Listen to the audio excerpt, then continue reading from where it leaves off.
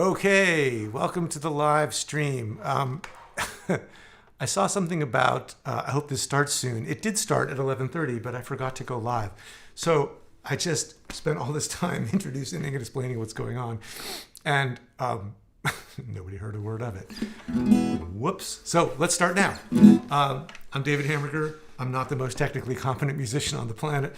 And this is the live stream today about playing better fingerstyle blues, starting with your right hand coordination and your groove. Nice to see people from so many places. And if you signed off early and you're watching this on replay, my bad. Let me just put something in the chat here. Sorry for the late start. Technical issues, mostly self-inflicted. Okay, so today we're going to talk about how to play better fingerstyle guitar, fingerstyle blues. And we're going to look at three things in particular. Today we're going to look at your right hand coordination, how to get your thumb and fingers talking to each other. Tomorrow we'll look at how to get started with improvisation, so you can take a tune that you already know and begin to embellish it and expand on it and do something that feels more expressive and creative with it. And finally, on Saturday, we'll look at how to start building an arrangement, how to start putting a tune up, sort of a structure up around that improvising. Because what you really want to do is feel like you have a little more liberty. First of all, you want to feel like you're playing solid. So that's getting your right hand and your sense of time and your groove organized. And there are some specific things we're going to look at today to do that, just a couple small things. Then you want to be able to do a little bit more of your own playing, so you're not just playing something you've memorized. And then finally, you don't want that to sound like noodling maybe, so you put up some boundaries around it, like an intro and a vamp and some other things. So the tune that we're going to work on today and that we're going to use as an example for all of this is Trouble in Mind, which is a tune that I taught recently inside of my Fingerstyle 5 membership. I see a lot of folks from the membership here, which is really great. I also see a lot of people from all over the place that I have not seen before. So if you are new to my channel, or you've never spent time in my membership, or anything like that, just love to know where you're from and what you're interested in working on. I'll be taking questions later on in the stream. And again, I apologize for the late start. I was here, I just wasn't visible or audible. Let me know if there's any issues with the sound or with if it drops out or anything like that. Hopefully it won't. And I've got people from all over, from Greece, British Columbia, Vermont, Portland, Seattle, Wisconsin, Philadelphia, Baton Rouge, cool, all over the place. Oxford, UK, North Ireland, Sweden. Man, this is great. And lots of familiar folks. Great to see you all here. Yeah, so here's the tune we're going to work on. I'll just play a little bit of a basic arrangement. Trouble in Mind is an 8-bar blues. It's been done in lots of styles. So we'll do it as a slow blues with a steady bass.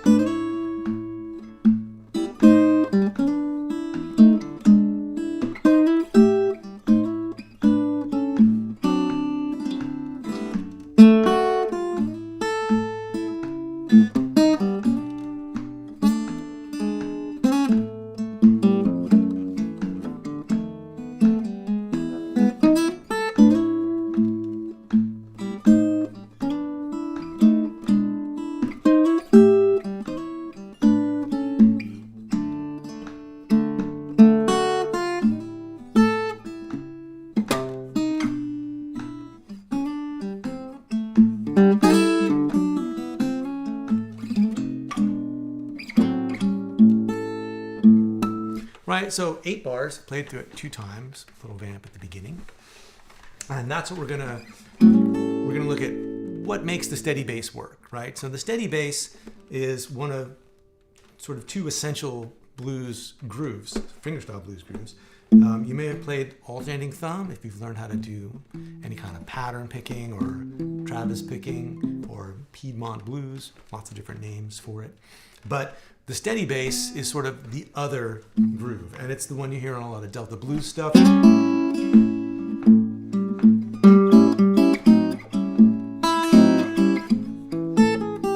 Right, that kind of sound.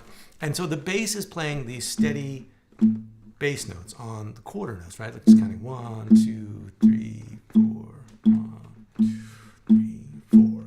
So the trick is, how do you get other stuff going on at the same time while the thumb is doing that? And more importantly, once your fingers start doing stuff, how do you not lose track of the bass, right? That's like, basically, you're trying to do two things at once.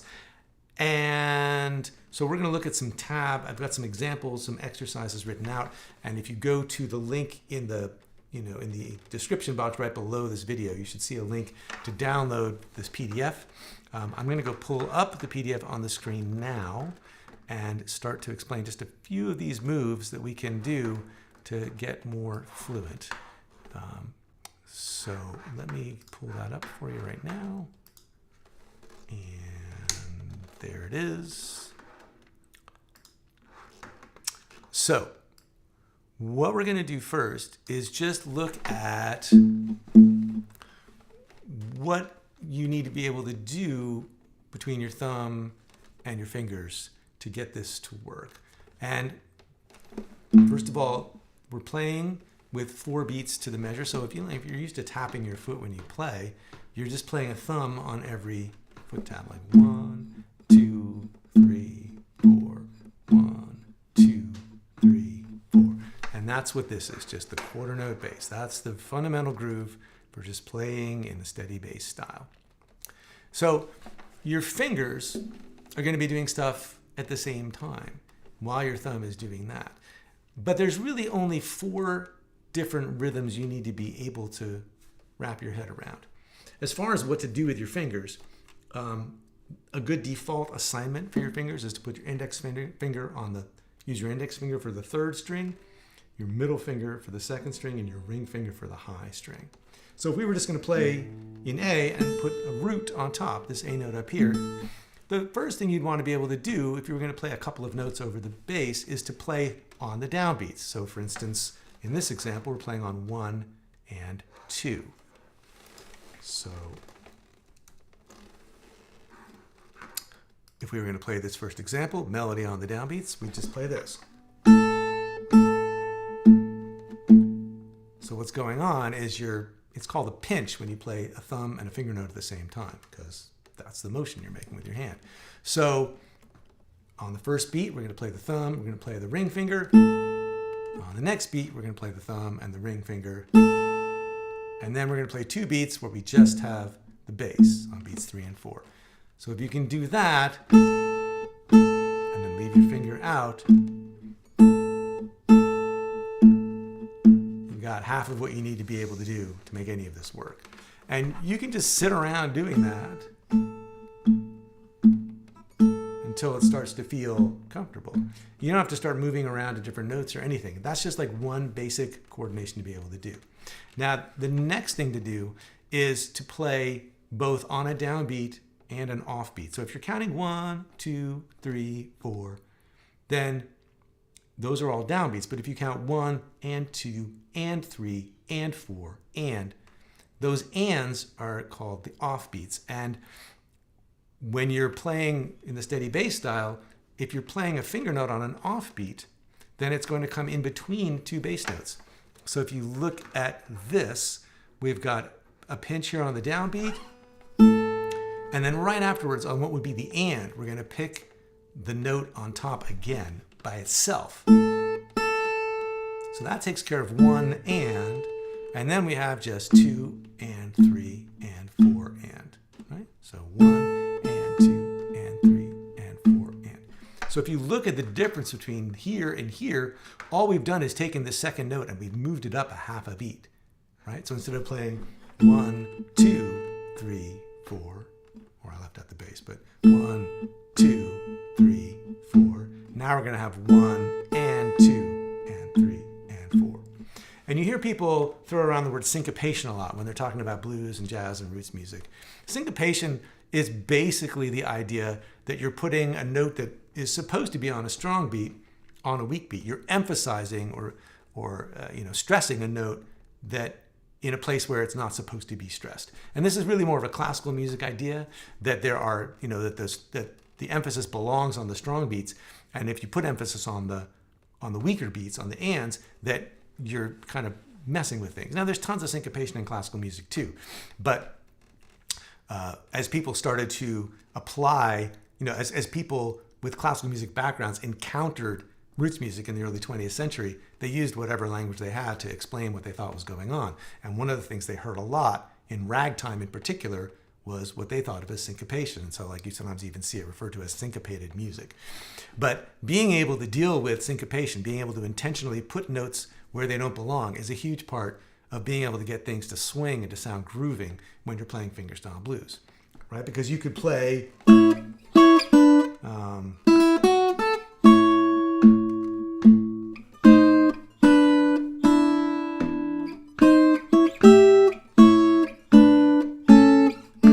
it sounds really stiff and wrong because it isn't syncopated. Like, we've been hearing roots music in America for over 100 years, and we're hearing American roots music wherever you are for over 100 years. So, it sounds wrong to us if it's played on the beat, if we're playing a tune like this. We want to hear...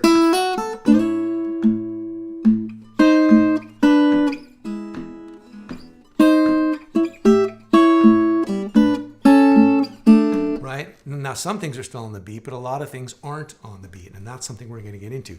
But these are just some first exercises to really just identify for yourself, oh, this is on the beat. Now, this is syncopating the second note. So now, we could syncopate the first note, right? We could come in on the and of 1 and then play on the downbeat of 2. So like this.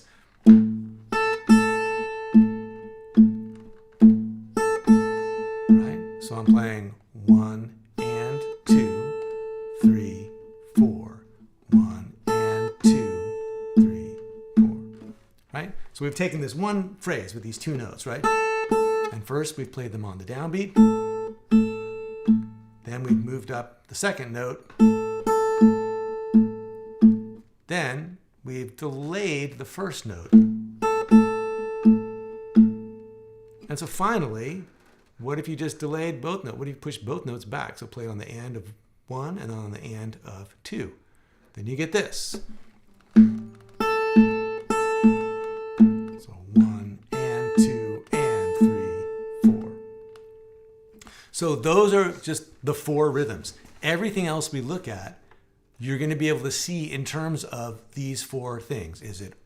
Are we playing on the downbeat? Are we playing after the downbeat? Are we playing ahead of the downbeat? That's really what all of the phrasing comes down to. And the tricky thing about learning fingerstyle, one of the biggest roadblocks is just that as your fingers go for these things that are syncopated, your thumb just falls off the map. It just goes, well, I don't know what to do. It's sort of like the computer analogy, you're using up all your bandwidth to do this, and there's nothing left over for the poor thumb that's just trying to keep the pulse. So we're going to look at a way towards the end of this lesson to sort of put all that together in a way that's a little more reliable. And we're going to do that by looking at a specific song. So let's check out this tune. So here is an arrangement of Trouble in Mind, and I'll just point out a few things about it.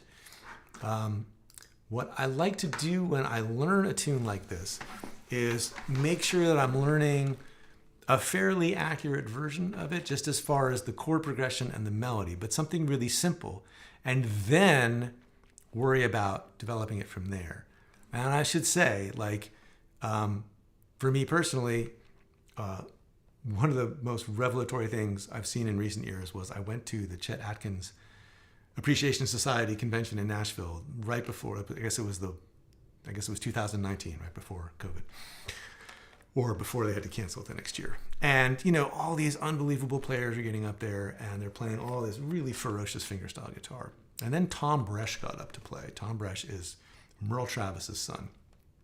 And I thought, oh, here's a guy this guy's going to play everything like just letter perfect, note for note. I got ready to hear like Cannonball Rag at like 250 beats per minute, played exactly like Merle Travis.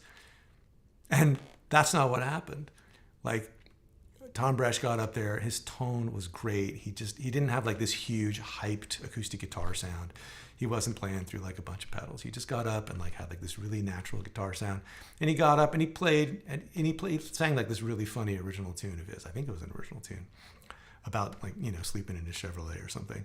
And his groove was just amazing. It was I just felt myself relax for the first time all night. Just like, oh, thank you. Like, this is just a groove you just want to lie down on.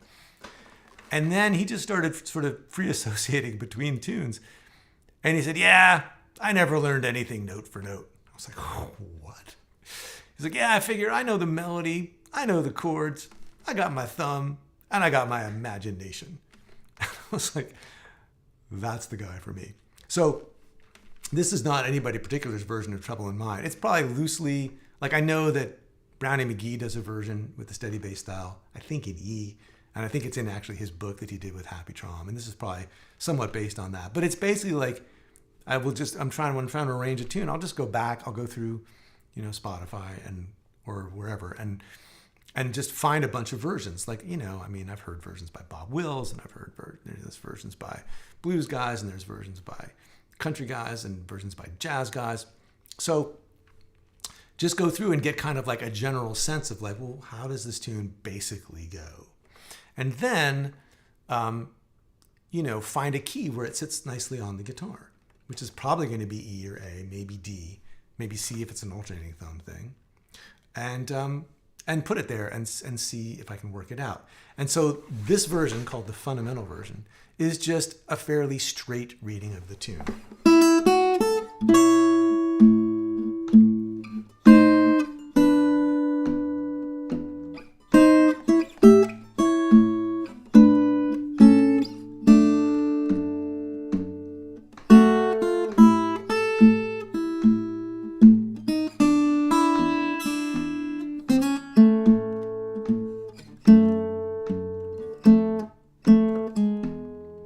It's got kind of a funky turnaround at the end.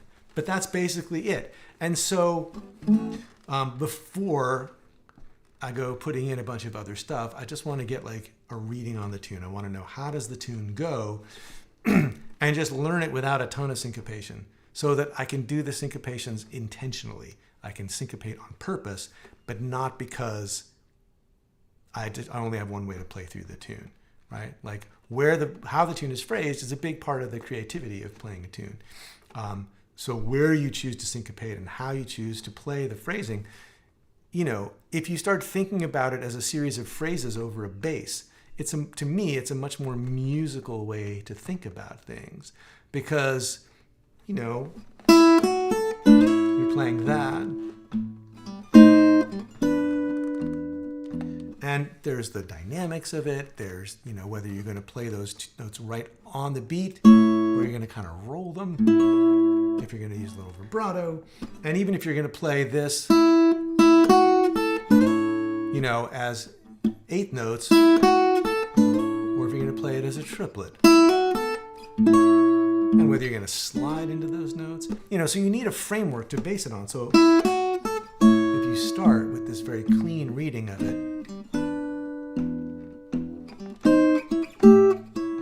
you have a point of departure. So the question becomes, like, how do you learn it in a way that's musical, that takes the syncopation into account? And to me, it took me a while to figure this out, but I've finally figured out that what I was doing intuitively was breaking it down into the bass, making sure I knew what the bass was and how that's sort of standing in for the whole rhythm section. And then looking at the melody phrase by phrase so I could think about it more musically. And then looking at the thumb as like this kind of calibration, like, well, let's line up the fingers to the thumb. And this is how I was able to go from just sort of memorizing a bunch of grips, like, oh, I'm doing this, and then I'm grabbing this, and then I'm going like this, and I'm going to grab this, which all felt really mechanical. And switching to thinking like, oh, well, this is the groove. This is my bass line. That's what the band is playing behind my melody. Right? And then going, well, what's the melody? Oh, okay. So that's the phrase, and that correlates to, what you would sing. So most of these tunes in the blues tradition are vocal tunes, and they have words and they have a melody. And that's the opening phrase, trouble in mind, which is followed by a little answer, I'm blue. And then there's more, but I won't be worried. And when you think about the words, even if you don't sing, they help tell you like, well, how should this be stitched together? Like, obviously this is one thought, trouble in mind. And this is the next thought, I'm blue. So those two things should have a relationship. This should flow and land here as this is the point I'm getting to, trouble in mind. And then this is like a little afterthought, I'm blue. And that lands. And you notice they both land on a downbeat. 1, 2, 3, 4, 1, 2, 3. And then this longer thought should all kind of run together too, because it's a phrase, but I won't be worried long.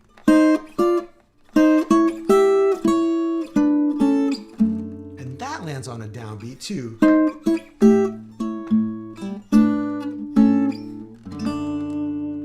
Right? So we have these three phrases, trouble in mind, I'm blue, but I won't be worried long. I think it's worried. I can't remember the words exactly, but that's the idea. And so each of these phrases, da-da-da, lands on a downbeat, da-da, lands on a downbeat. Longer phrase, ba-da-da-da-da-da, lands on a downbeat, right?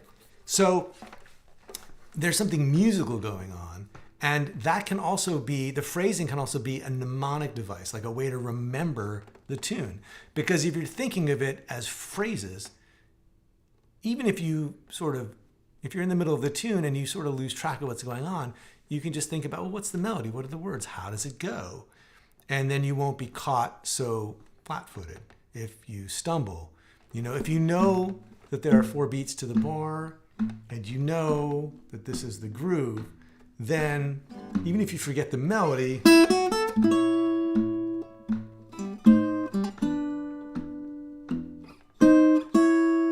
you can keep the groove and come back in, hopefully, when you remember what's going on. So here's a way to kind of break things apart. Step 1, and I call this process the horizontal 3-step, because the whole idea is to stop thinking in terms of what's going on vertically right away and stop just memorizing grips and start thinking about the fact that you're really putting 2 horizontal things together. You're playing a melody that unfolds over time, and you're playing a bass line or a groove that unfolds over time. And those are 2 horizontal things as opposed to vertical things, which are like, oh, I'm playing this, and I'm playing this, and I'm playing this. That's important, but you want that to be a way of expressing something musically. The grips are a tool to get these 2 horizontal things to happen at the same time. Sorry, I've got this itchy thing going on. I don't know what that's about, but I'm going to try to stop doing that right now. So here's the bass, right? So if we isolate the bass, we can just play through the steady thumb pattern that we've got like this. 1, 2, 3, 4, and go to E, 2, 3, 4, and then back to A, and then down to D7 over F sharp, and then we're back, this is the beginning of the second line, we're back to A, and then we're over to E, and then we got E, A again, and then D over F sharp, and then F and E. So that's the groove. That's like learning the chords to the song. That is learning the chord progression. That's what the melody is going to be built on. I have to pause here for shout outs to my 2 teaching amigos. Robert Renman is here, and so is Jeff McErlane, and they both have great YouTube channels of their own. So if you haven't checked them out, go check them out. I was just talking to them earlier this morning, and so I'm glad they missed the beginning when I was completely upside down and backwards. But it's great to see them here. And on with the show. Here's the second step, which is to isolate the melody. So now take your fingers And don't let your thumb do any of this, right? Because your thumb's going to be busy. If your thumb starts wanting to play these melody notes, just like rest it on the A string, get it out of the way. But so now you can take the melody and just play that.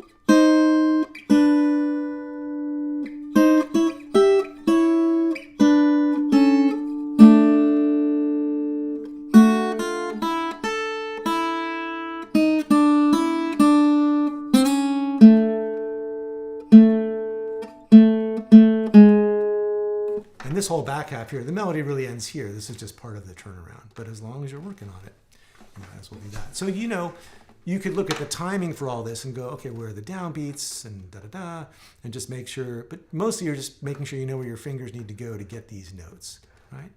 So that gives you a better appreciation of what's going on musically, and you can learn the melody and absorb it without necessarily worrying about the bass, without trying to do two things at once yet. And if you're going to just play this tune with other people, or you're going to sing it, this will teach you the melody. And, if you are going to sing, you could just play the bass and sing the vocals, right? Because the vocal is the melody. So you don't need to play the melody on the guitar and sing it at the same time. So for a vocal version, you could start off, simple accompaniment would be just play the bass. That would sound cool. And if you were playing it with another guitar player and they were playing the chords, then you could just play the melody.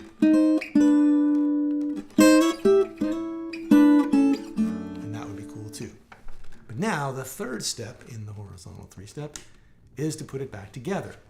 And what I've done here, remember what I said before about using the thumb to kind of be your calibration? You're counting with your thumb, basically. And so what you want to look for is all those places where you're pinching, where you're playing the thumb and the fingers together. And so here I have just done these vertical bars, these highlights, wherever you're playing a pinch, right? So you'd have this. Here's your first pinch right on the downbeat of the first bar. And then the bass plays by itself for 2 beats. And then on beat 4, you've got another pinch. And then another pinch at the beginning of bar 2. And the bass moves over to E. And then on beat 4, you've got a pinch and. So remember I said there were only really 4 things that you had to be able to do, and one of them was to play on the downbeat and play right afterwards. Right? So going back to those exercises on the first page, here's an example of that right here on beat 4. You got to be able to go 4 and then you got to do it again here, right? Because you're playing 1 and. So it's that one syncopation. And then this is all downbeats.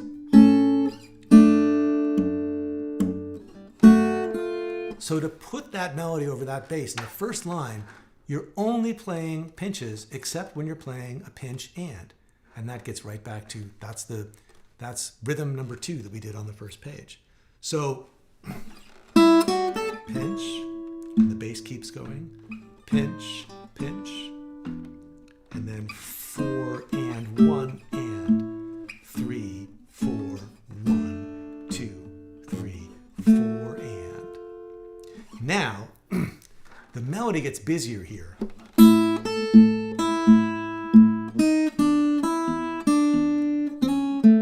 Right? So we only have a pinch right on the downbeat.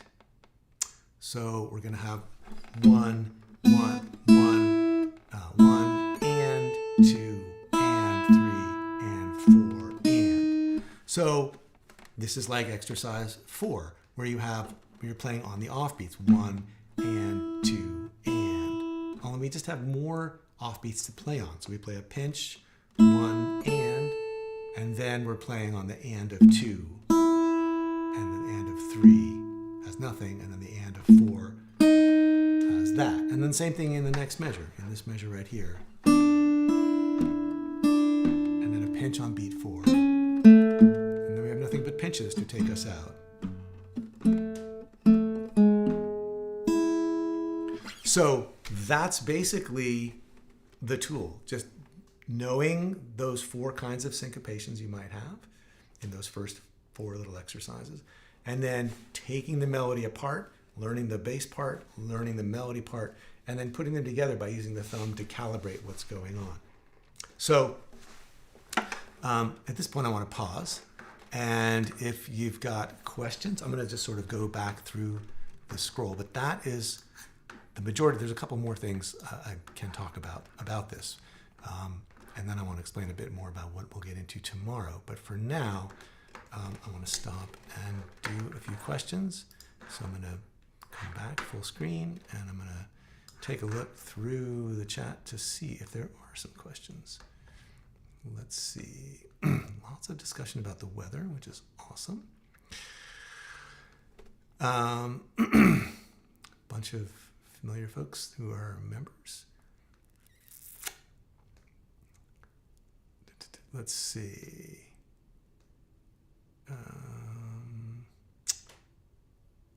From Tony. Yeah, thanks. I teach the Merle Travis style of fingerpicking. Oh, cool. Glad to have you here. Hello, David Friel. Good to see you. Okay, James, here's a question from inside the membership. Let me address that elsewhere, if you don't mind, because that's going to get us into some very complicated stuff that we're not really talking about right now. But it's a good question, and I will get to that, I promise. Although I don't see any other questions per se, unless they're coming in. So,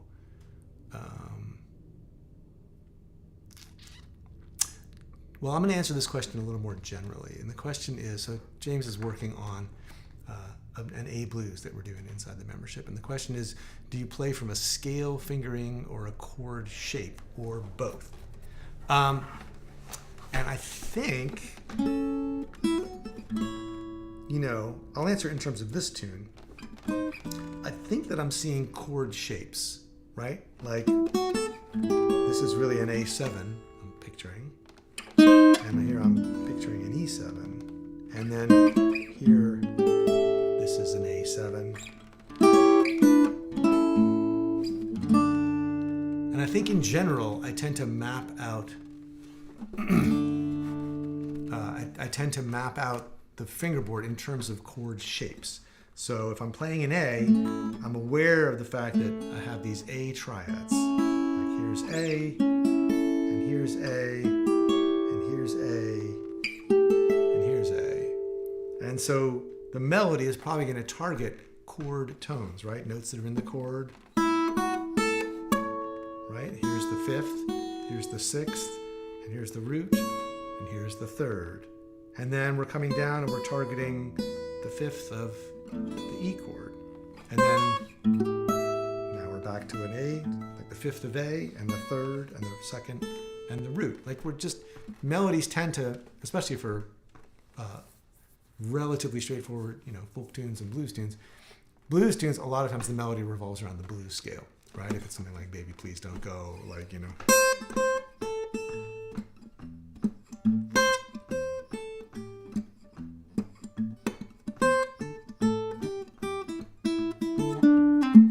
What's that doing? It's just coming down right? It's just coming down the blues scale, but a more sort of major sounding or melodic kind of song is really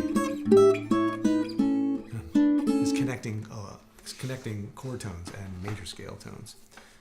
So I tend to think of and remember them that way. But also a little bit in terms of scale, like I'm aware that this is like 5, 3, 2, 1. So there's that aspect to it as well. A question from Peter. My old eyeballs are falling out of my head looking at the iPad. Is there a way to ultimately see larger print? If it's on the iPad as a PDF, you should be able to expand it. I'm not an iPad guy, but they tell me that works. And you can also print it out, and you can make it as big as you want. From Arizona, Mando. The notes in parentheses are left to ring out. Yeah, that's right. On the tab, if a note is in parentheses, it means it's just being held over from the previous note. You don't have to pick it again. Oh, and I see Jim already grabbed that question, so thanks, Jim. Okay, I hope it's pronounced Finnan. Technique in bar 6, going from the implied D note to the hammer-on. Let me look at that and see what that's about. Talking about 1, 2, 3, 4, 5, 6. Let's see. Excuse me. Okay, I'm doing that as a slide. So this is going, and so yeah, like you'd hold over here because it's in parentheses. And then it's a quick slide, right? You don't want to hear that. You want to just hear the sound of sliding into the second fret. What I would do with something like this is get the phrasing together first by not doing the slide. And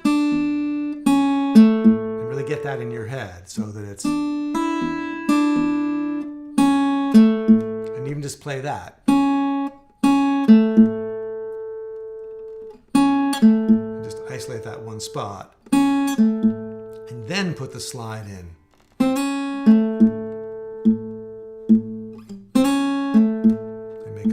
Out of it maybe, so then you can incorporate it and have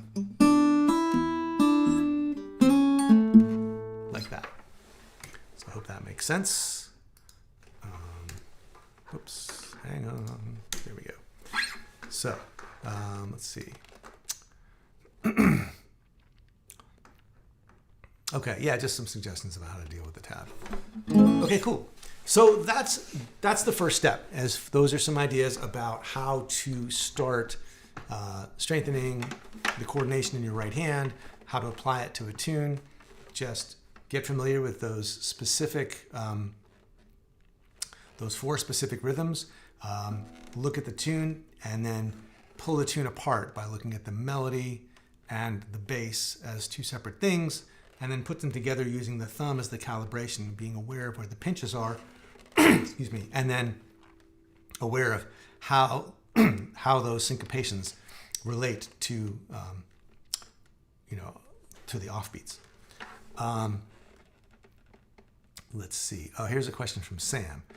It's a quick slide as noted by the small number 1. If the one was normal size, then it would be more expressed. Yeah, I guess so, and also depending on sort of where it sat in the tab. Occasionally there's like a quirk in the tab where it doesn't really express what I want it to, but most of the time it does. Okay, so if you want to look ahead, if you've downloaded the PDF, the entire set, all the material for the upcoming lessons is included. And so in particular, if you want to look at, I'm not going to cover the embellished version as part of this series, but you're welcome to look at it. And it basically has more syncopation. It has more moving bass lines. It has a couple of chord substitutions. And so if you want to take a look at that, then that's worth checking out. But tomorrow we will start with looking at improvisation. And really, learning to improvise is kind of just the other side of the coin of learning a tune. What you're doing, the way that I'm going to teach improvising is something that, first of all, we're going to look at the phrasing, right? We're going to think in terms of phrasing, not in terms of scale steps, because it's much more important that you play phrases that resolve, just like the melody resolves, than to have a million licks that use notes all over the fingerboard. A few good licks that resolve, that remind you of the melody maybe a little bit on some sort of subliminal level because of what they do rhythmically, and that that target the downbeats, that target the roots of the chords you're going to, is enough. I'm really sorry. Is enough to get started. And the other piece of that is that I'm going to teach you an idea that I call modular improvisation, which means instead of trying to improvise completely from scratch, we're going to focus on learning a handful of licks and then look at how we can move them around and mix and match them. So that what you're doing is building a vocabulary, and the improvising comes more in the choosing, oh, I think I'll play this now, followed by that. I think I'll play that, followed by this. And as you do that, you start to get a feel and a framework for improvising, so that improvising kind of makes sense. And then from there, you can start to come up with your own licks, start to look at what scales you're using and expand your ideas. So for instance, if we take the basic phrasing of Trouble in Mind, we can play something different.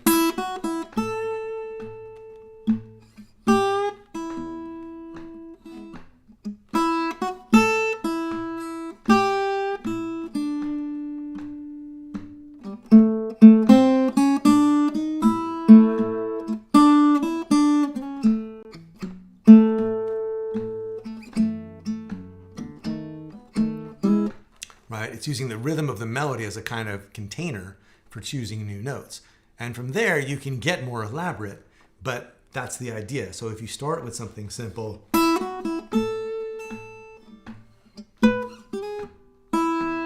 inside that container,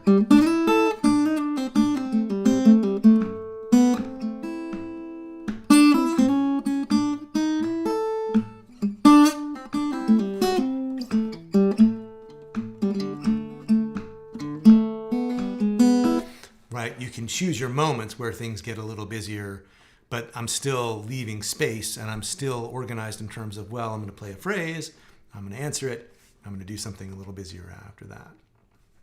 And so there's some relationship between the solo and the tune you're actually playing, and it doesn't feel completely abstract. And you notice that I never really got out of open position. There is a ton of music to be played in open position. So, last question I'll do. Here's from Dave. Can you review comping as a rhythm player?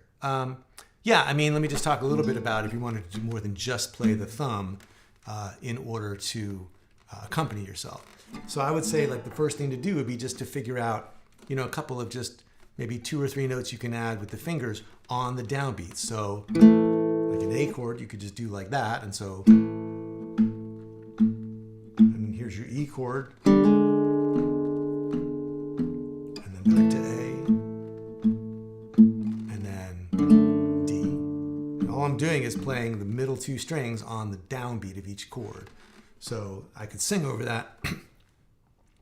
If I can get all this snarl out of my throat, I could sing Trouble in Mind. This is a terrible key for me. I'm blue, but I won't be worried. Oh, way too low, right? But that's enough to kind of support what's going on. And then if you want to get more syncopated, you can. Trouble in Mind. I'm blue,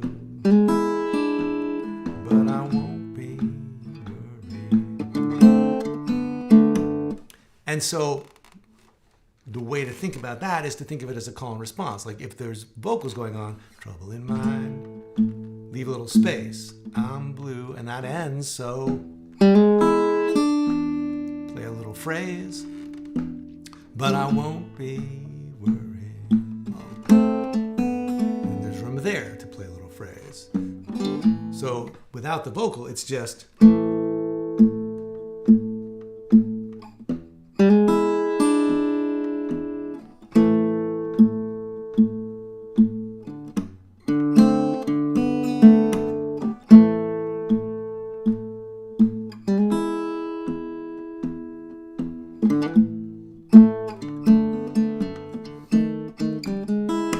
right? So now you're thinking like an arranger. You know, you're thinking like, oh, where's the guitar going to play? Where is the vocal going to go?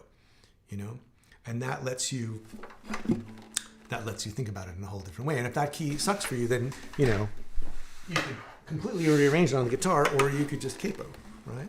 So now I'm playing in the ever popular key of D flat, right? So trouble in mind, I'm blue, but I won't be worried long. Right? And so there, that's going to work. You know, and you could also just move it to a different key. But once you've learned it with all the shapes and everything in this key, then, you know, maybe you want to just keep it in A. You know, but E is a great key for this tune. And it can move down here, trouble in mind, and I'm blue, but I won't be worried. You know, and then of course the bass could start doing things. You can start varying the chords. Trouble in mind, I'm blue, but I won't be worried, because this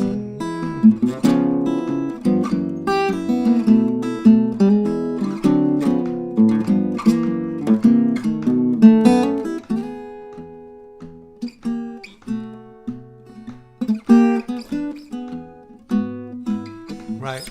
So all kinds of things can be going on with or behind or along with the vocals. I think I'm going to learn the words for tomorrow. I mean, that's going to be my homework. so that I can actually sing more than the first 4 bars. So, if you're watching this live, there will be a replay posted. Just follow the same link as before, and you can rewatch this lesson through next Thursday. I'm going to leave these lessons up for a week. And tomorrow, same time, we're going to look at starting to improvise. And if you want to look ahead in the booklet, you can check out the sample solos and take a look at those. And we're going to talk about how to play them and a little bit about how to mix and match them. So if you've got any more questions, I can stick around for a few more minutes. I'll play through the tune a bit more. And if you've got questions, leave them. And if not, then we'll call it a day. Again, sorry for the slow start. And thanks for the questions. It's great. Oh, hello, Joel Smith. Good to see you on here. I'm glad you're playing hooky and watching in the classroom. That's fantastic. All right. Thanks for being here. I'll play through the tune a little bit more.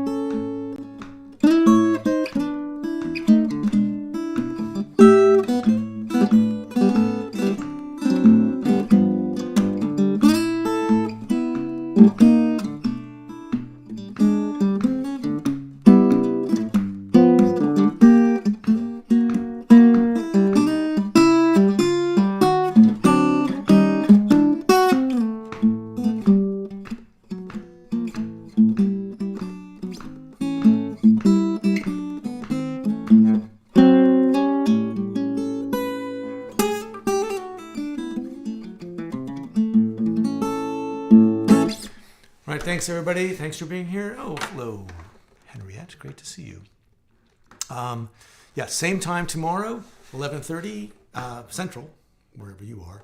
And we'll get into some improvising. And if you've got questions about this lesson, we can go over questions. Post questions about this lesson in the comments underneath the YouTube stream, and I can collect some of those and answer them if you got them. All right. Thanks, everyone, for being here. I'll see you